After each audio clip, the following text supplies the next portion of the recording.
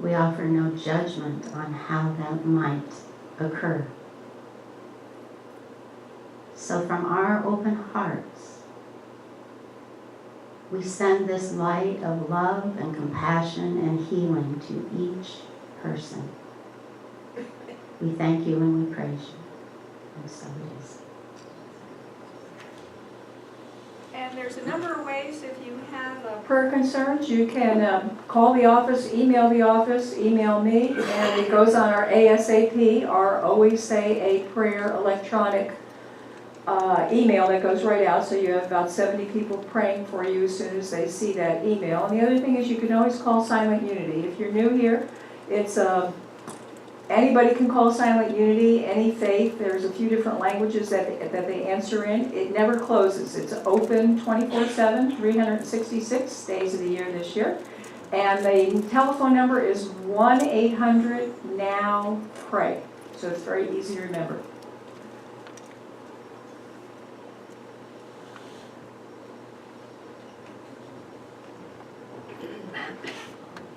Didn't count on being up here this much today, but I wanted to talk a little bit about healing, and that is appropriate because 3 weeks ago my husband of 28 years died.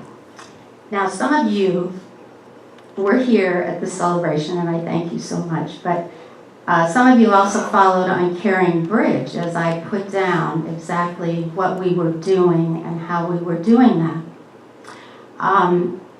A friend called from Tampa. She came because she's a cosmetologist, and she said, I'll cut your hair and I'll cut Don's hair because he couldn't go out anymore. So she did, and when she came, she said, I pray every day, many times a day for Don. And I have gone to Tarpon Springs, and I have lit a candle there for him and for you. And I don't understand because he looks worse every time I come. They had told us 9 months ago that he had an incurable cancer. And we together, and now what my point is, interesting that I was prayer chaplain today because healing takes place at many different levels. We have a physical body, which is the last place any kind of dis-ease will manifest. We have a mental body, we have an emotional body, we have a spiritual body, and I'm sure there are more that people could add to that. As this 9 months went on, you could notice that his physical body was not responding, and he gave up treatment in August, and in October went into hospice care.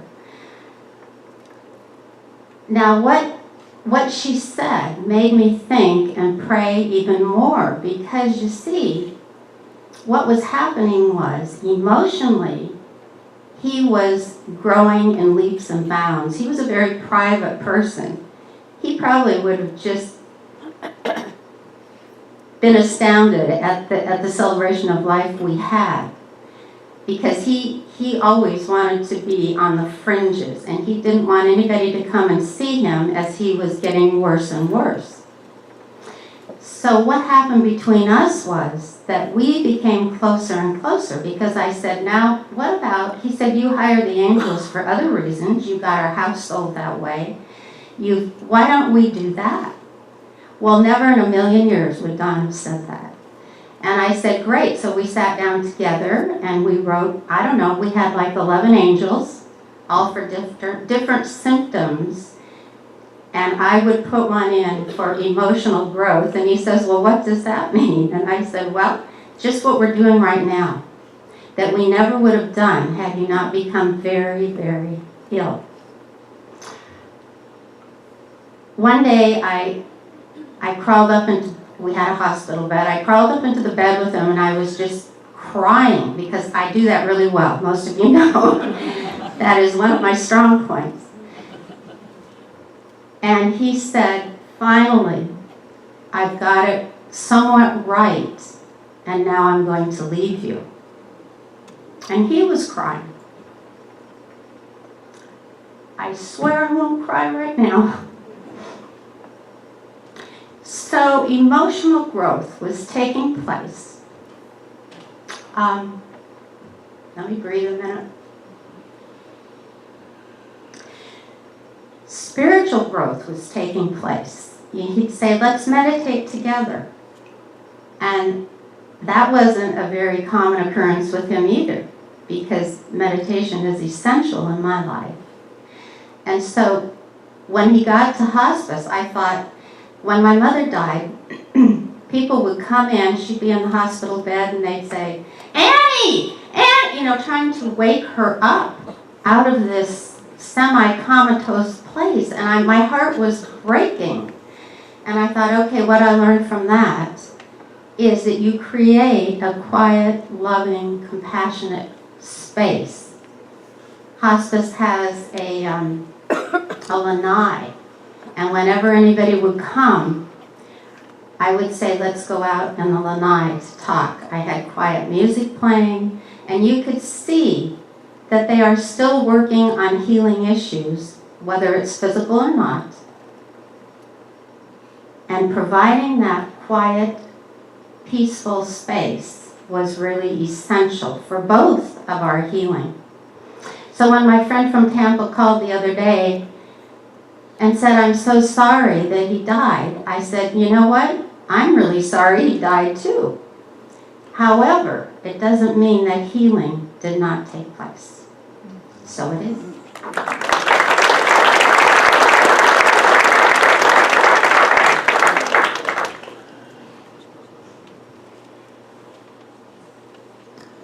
We're going to do the meditation after the talk. So let us say our statement of peace. We, the people of Unity of the Villages, join Unity Worldwide Ministries in its stand for peace. Unity stands for peace. Unity stands for love. Unity stands for forgiveness. We call ourselves higher up in consciousness to be that positive change right here, right now. Our prayer is for self-realization, God-realization. Together from our divine essence, we command all nations, their leaders, and their people to turn to God by whatever the name. For guidance to pursue peace, for this is what honors the God of all faith traditions. Unity stands for peace in our lifetime. Amen. And our prayer for our permanent spiritual home. We give thanks for the manifestation of our new church home that is mortgage-free in the year 2016. We are grateful for the knowing of this truth, and we say, thank you, Spirit, thank you, God, and so it is. Amen.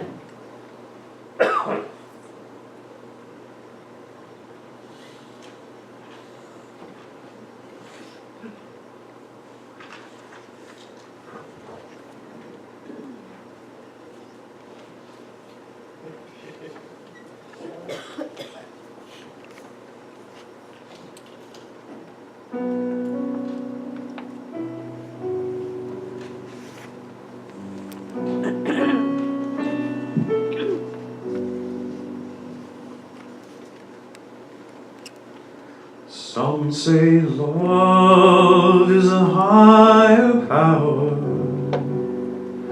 Some say love is all we need. But I see love as a formless energy that flows invisibly and secretly through everything. It flows invisibly and secretly through everything. How I wish my eyes could see the love, the light, the energy that shines the stars and moves the seas. Oh, how I wish my eyes could see.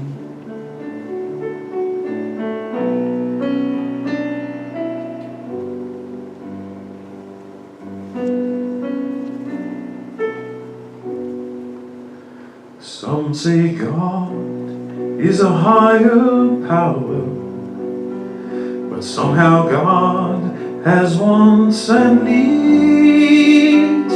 But I say God God is not some entity who grants impunity to those he deems most worthy. Impunity to those he deems most worthy. How I wish my eyes could see the love, the light, the energy that shines the stars and moves the seas. How I wish my eyes could see. Do you believe in a light from which life flows? And do you really believe it would send you here on your own? And will it leave you here all alone? Are we ever all alone? How I wish my eyes could see the love, the light, the energy that shines the stars and moves the seas. How I wish my eyes could see. How I wish my eyes could see the love, the light, the energy that moves through you and me and everything. How I wish my eyes could see. How I wish my eyes could see. How I wish my eyes could see.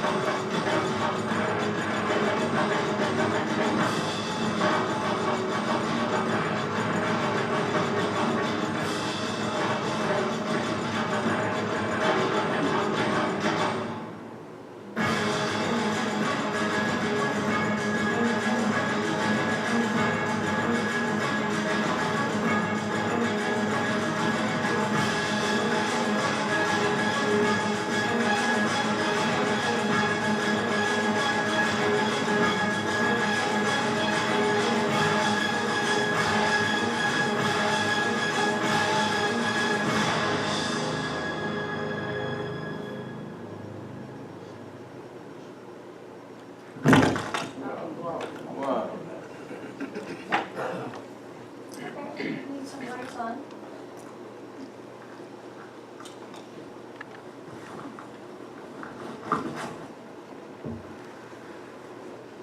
All right. I think that video needed to be a little louder. Yeah, so do that next time. All right, so let's see, I want to first thank everybody. I want to thank everybody that supported John Monday. He had quite a few people Friday night and yesterday, so I want to appreciate and give thanks for everybody that came out for that. He just comes once every 2 years, so I'm glad people took advantage. And I want to thank Susan P.A., who's in the emergency room with her dad, but for picking up the flowers when we have new members. She's always willing to do that. I want to thank Mary Tugas, who's done a splendid job this year of really taking care of our new members, our first-time visitors. Stormy for stepping in back there. It's nice that Tana can be away on some cruise somewhere, and we got Stormy. And Donna Keaton for filming our services, we appreciate it. And John Campanelli and Rick Hall, they come at very early in the morning, and they're invaluable. They help set up everything, and we really, they're awesome. And Diane Dean and Fran Tugas accompanied me to the Fruitland Park property to have the building inspection. We should have that report in hard copy, so I appreciate their time, and it looks really good, so I'll have information to share with you next Sunday. And then announcements. Sandy Baker's got this meditation class beginning, so if you would like to learn or deepen your meditations, this would be a great opportunity. The sign-up sheets are over in the activity, as well as the Keeping a True Lent. Keep a True Lent. We're going to be teaching that book starting February 2nd.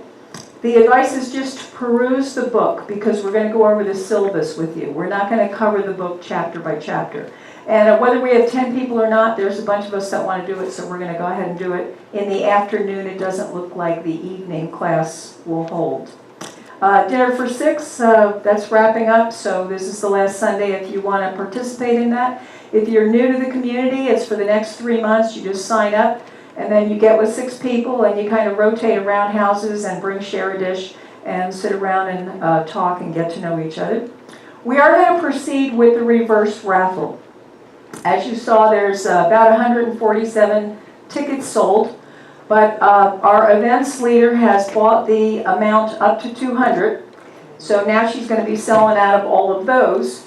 And so legally we can proceed. So what I want to tell you all is this is a huge event. It's going to take all of our hands to get it together.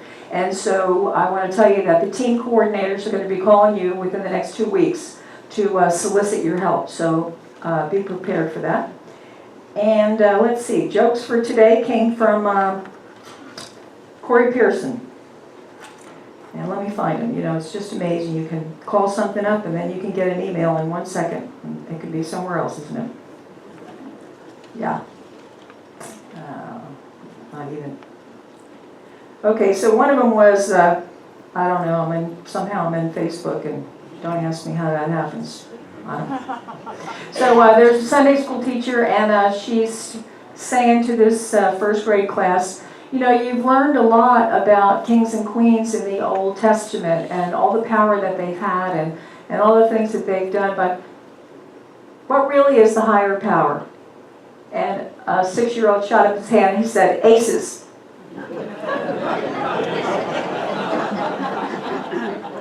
And then there was another one that went something like, there was a, I don't know how I got in this, so there was a big thunderstorm, thunder and lightning, and this mother was putting this little child to bed, and the child said, you know, I'm a little afraid, can you sleep with me? And so she said, no, you know, your daddy really needs me to sleep with him. And so there's a delay, and she was leaving the room, and she heard from her little son, that big sissy.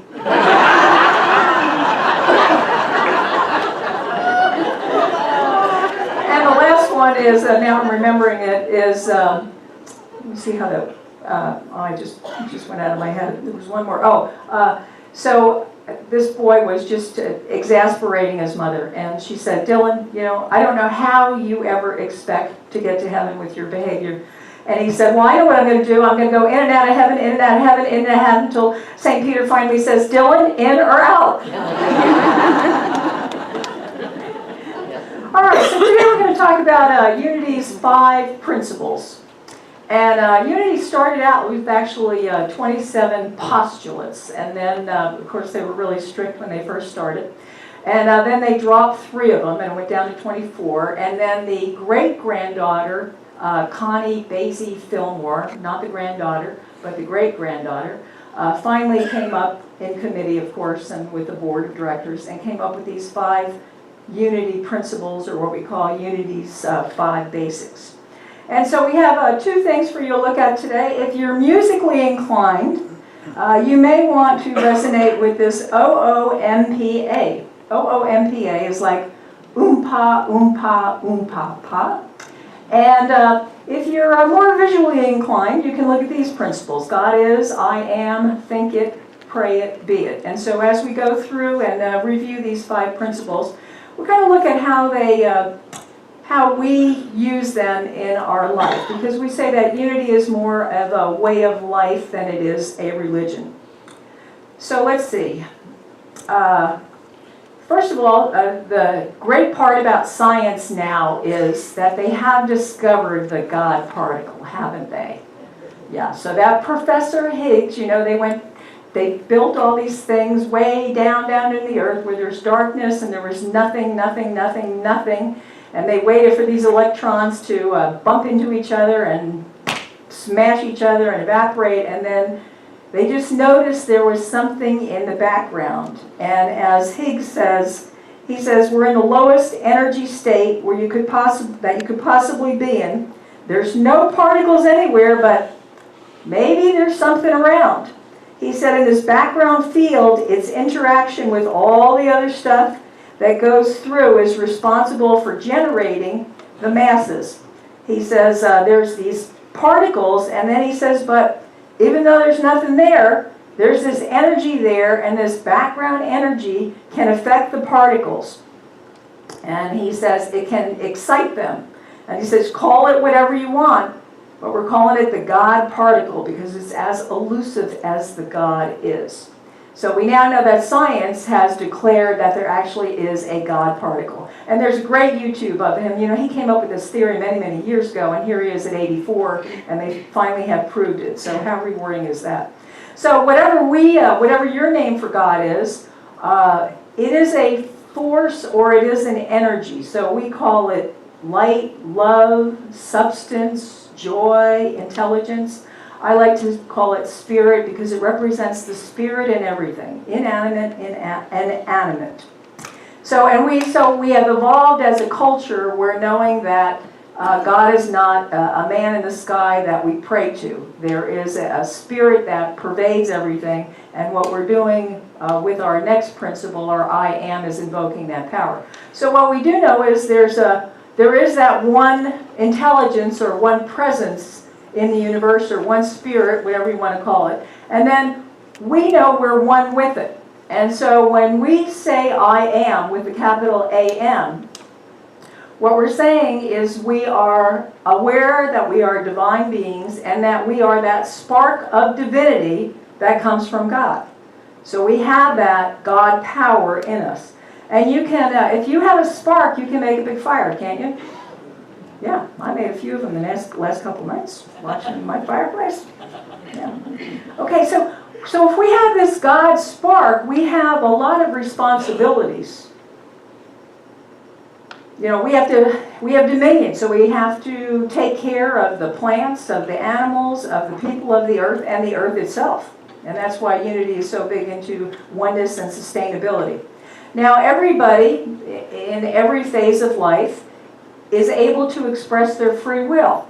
So even though they have this God spark in them, they may use it, what we would term or we would judge, as a negative way. So this ministry and New Thought spiritual communities are all about waking up to the powerhouses that we really are, that we're co-creators, we're creators in this universe. And so if we're practicing the teachings of Jesus, we're not worshiping the man. We don't worship that. We recognize the teachings. We know he was a human being, a spiritual man who really became God realized. And we know that by his living demonstration that we all have the ability, the capability, and the power to be that self-evolved, to be self-realized, to be God realized. And it's all about practicing and perfecting, isn't it? Yeah, aren't we constantly trying to perfect? Aren't we constantly kind of looking at ourselves and going, oh, I could have answered that better, or, I could have been more patient, or, whatever, I could not have, shouldn't have been aggravated. I knew there was somebody in that car in front of me, even though there was no head. Yeah, okay, things like that, right? Okay. So now we get to the third principle. Now this is very important. This is about mind. This is about thinking and our mind. And, we've talked all month about faith, and faith is, the power is located in our mind. So hopefully people have been activating that power all month. But with our mind, we have these tools, these spiritual tools or spiritual technology, and we call them denials and affirmations. And what denials do is they erase, they eradicate, they release. And so what we're doing with denials is we're kind of looking at our life, and when it kind of turns upside down, we're kind of looking at it and going, well, what was I thinking that drew this to me? And so what we're then doing is releasing the false identification with the false belief that's different than the actual truth. And so remember the book that we studied, How to Pray Without Talking to God, Reverend Linda Martell Whitsett reminds us, she says, denials are like spiritual X-lax. She writes that understanding the spiritual power of denial is like a ready-made laxative for cases of spiritual constipation. Now, spiritual constipation would be when you feel like you're in a jam and you can't figure a way out. Anybody ever been there? Feel like you're in a jam and you can't. And so what does that look like, that spiritual constipation in real life? Well, it might be, you might have just gotten news that your great-grandson or your grandson is on drugs. You just, oh my gosh. Or your sister got a diagnosis, or you got a diagnosis, or somebody in your family lost their job, or somebody lost their house, or your friend is in an upside-down mortgage, and what are you going to do about that?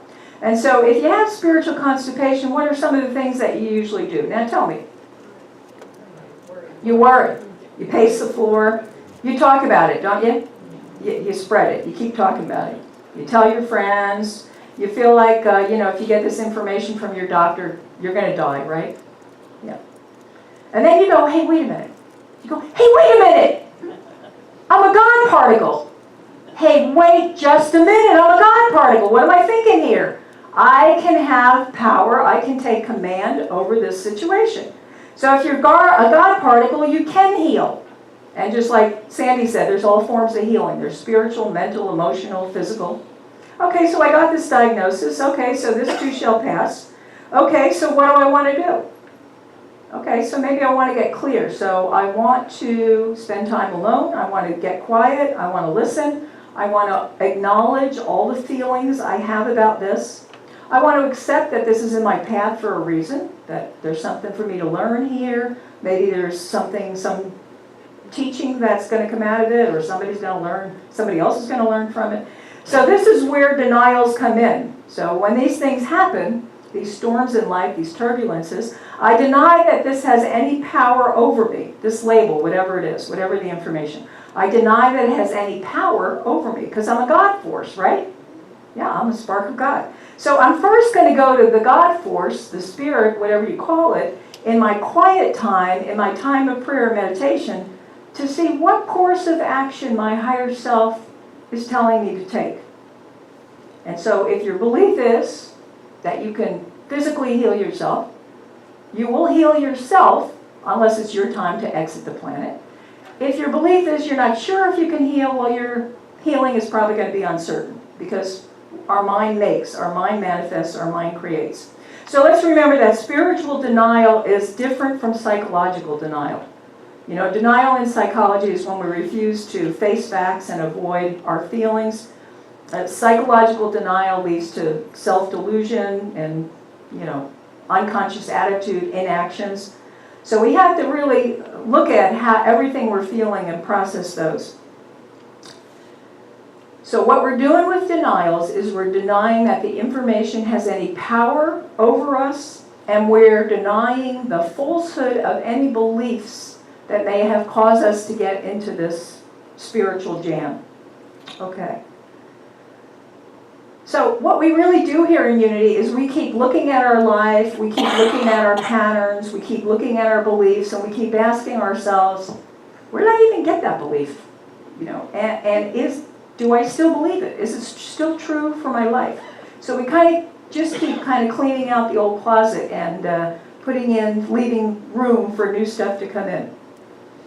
Okay, so part 2 in this mind part, in this thinking, the part 2 is what we call in Unity affirmations. So affirmations claim, they plant, they build. So they make firm in our minds what we're creating, what we're manifesting. Emma Curtis Hopkins reminds us, Emma Curtis Hopkins is the teacher of teachers in Unity. She reminds us to use our I am when we're making these statements. She says, faith is always associated with authority, and faith is the confidence to command. Some examples: Moses caused 2 million people to obey his command after the spark of authority flamed up in him. Jacob commanded the angel of God's presence when he called himself God, and he said, I will not let you go until you give me that blessing. God commanded the life in Lazarus. He commanded the God in the man with the withered hand. So Emma reminds us, Jesus told his disciples to speak to the supreme servant in us, to hold firm and insist on what we want. And she also reminds us of the sacredness of the number 15. Now, many of you have read that in other spiritual books. But when people go to the Lord's to be healed, they have a prayer that they repeat 15 times. And of course, she read in Ponder's books, some of her books, she says to repeat the Lord's Prayer 15 times. So if there's something that you're really working on, there's something sacred about that number of 15 that you repeat it. Okay, so here's a story. An old fisherman is scanning the barometer hanging beside the door of his Florida shack. It's even Florida. He shakes his head and he said, oh gosh, we're in for it this time. Storm's sure to hit right soon. There's an instrument here, this barometer. It's been dropping steady all day long. So you might suggest that, you know, the storm might strike further up the coast, but he'll say, nope. Hurricanes and storms are choosy. They travel over the water for miles, ignoring the places where the barometer stays high, and all of a sudden they'll come into a port where the reading is low, and they'll pop in, and there they go. And so the barometer can be likened to our consciousness in everyday life. When we keep our consciousness high, the storms, most of the storms pass over us. But when our consciousness drops to low levels, all sorts of trouble come in. Now, have you ever had a storm in life and then you started blabbing it and then you got more storms? Anybody ever done that? Oh yeah, gosh, when you're first learning truth and you don't know the difference and you start that. So another example is if we took a bar of steel and made it into a magnet.